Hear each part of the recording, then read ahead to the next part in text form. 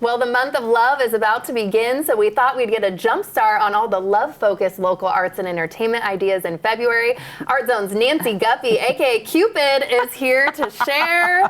Hello. Here's my arrow. Bing, bing. Yeah, hit me with that. I need it. Letters Aloud. This sounds cool. What's this? This is great. It's a literary program. It was started in 2014 by Paul Stetler, terrific actor, producer. The concept is simple. Real letters written by real individuals throughout history, read by actors in front of a live audience, and we have a clip of some past performances. So let's take a listen to that.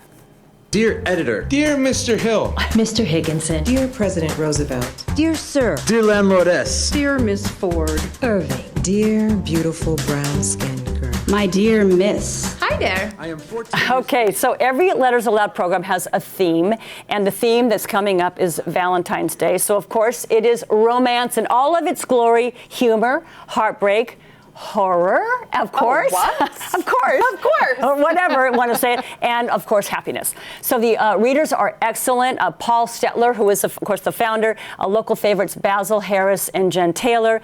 Plus, there's going to be live music by a woman who plays the accordion, Jamie Mashler.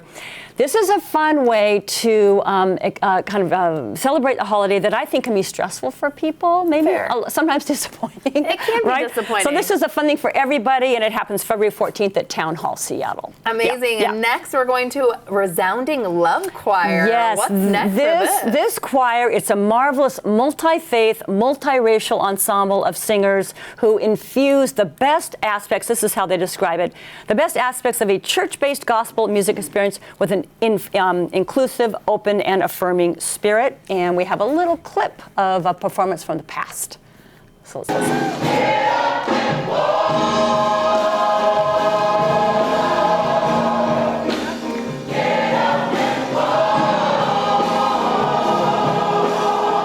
So the choir performs throughout the region, big venues, Benaroya Hall, Lumen Field. Equally important are the much smaller concerts they do for organizations that are devoted to serving the marginalized folks in our community, like Mary's Place Shelters and Echo Glen Children's Center.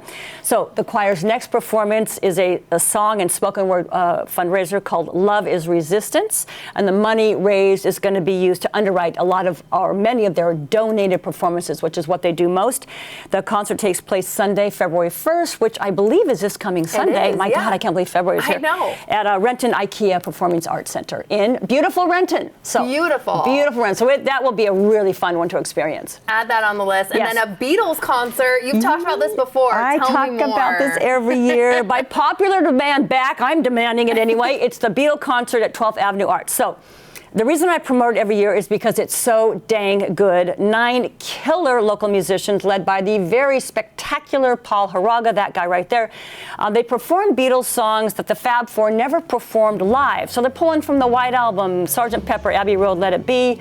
And what is so very cool about this show is that these artists play the songs as close as possible to how the Beatles recorded them. So if you know the songs at all, it is truly a thrill to hear them brought to life by this totally pro group of musicians.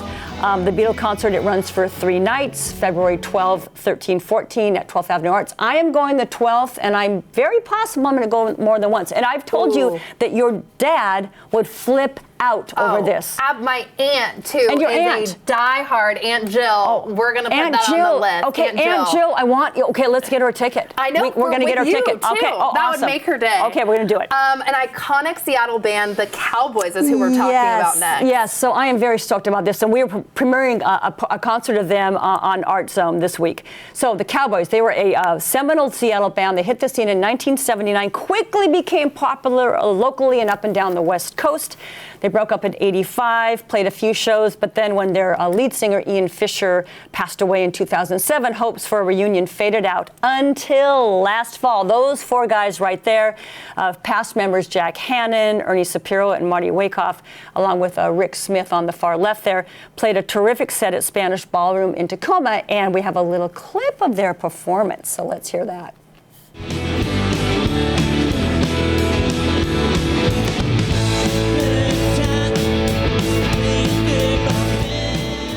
So you know what? The old guys are still got it going on. They ripped it up. It was super fun, and their full performance, we shot it in October, and it's going to air on the Seattle channel this Friday at 8 p.m. Lots of repeats, of course, and we'll be streaming online forever and ever. So yeah, I'm thrilled about that. Amazing. Want to get to the last one quickly? Yes. Pulitzer Prize winning political cartoonist David Horsey. David is in Horsey, town. the two-time Pulitzer Prize-winning guy. He's written a first novel, Beach of Stars. I'm going to be interviewing him at the Third Place Books in Lake Forest Park on Thursday, February 5th. Free event, but you got to get a ticket. So the ticket link is going to be on the New Day website. It's going to be a lot of fun. Amazing. Yeah. You have all the best picks.